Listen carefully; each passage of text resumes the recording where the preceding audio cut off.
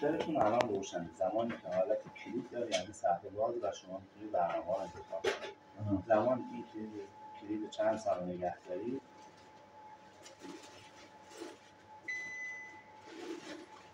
5 ثانیه نگه دارید قفل میشه. یعنی دیگه تنظیماتش به هم نمیخوره، همونی هست که تنظیم کردی. کلا هر تنظیمی که انجام بدید قفل میکنید. خب علامتی چی ها؟ این همه میره فقط این میره.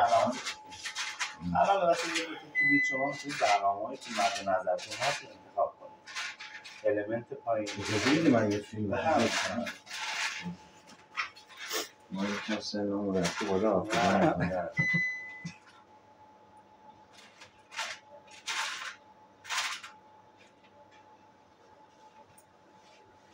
بفهمید؟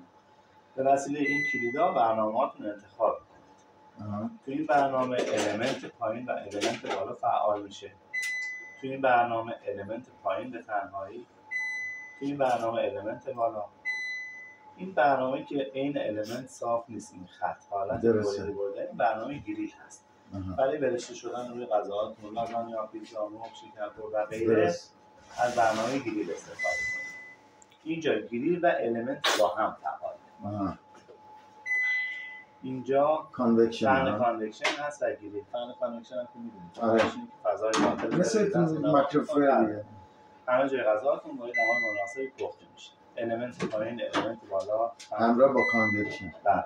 اینجا فن کانوکشن، المنت دورش و المنت پایین.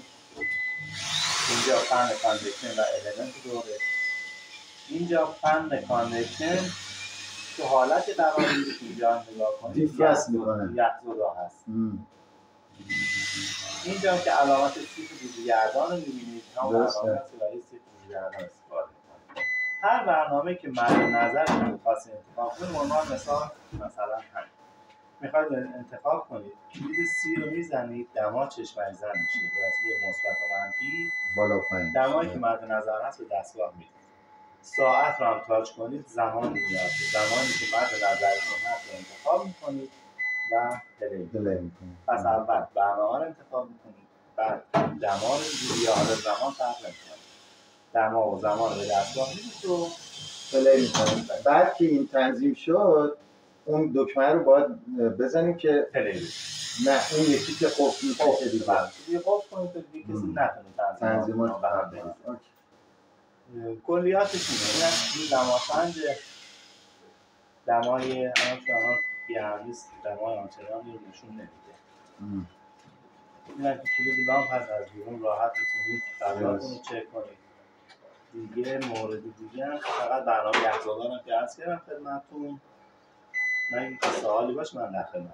این فن که الان میبینید الان خاموش فن روشن، این طبیعیه چون داغ میشه دما به محض اینکه 60 درجه رد میشه فن شروع میکنه به روشن شدن. تا زمانی که خنک نشده همچنان روشن نگرانی نباشید و فکر نکنید. خب حالا فنش پشتشه دیگه درسته؟ فن خنک کننده یا کاندیشن؟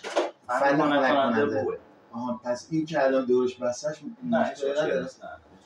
فن کاندیشن داخل، فن خنک کننده روه که شما اصلا هیچ دسترسی بهش ندارید. خودش اتومات روشن و خاموش میشه. مبارک. مرسی لطفا.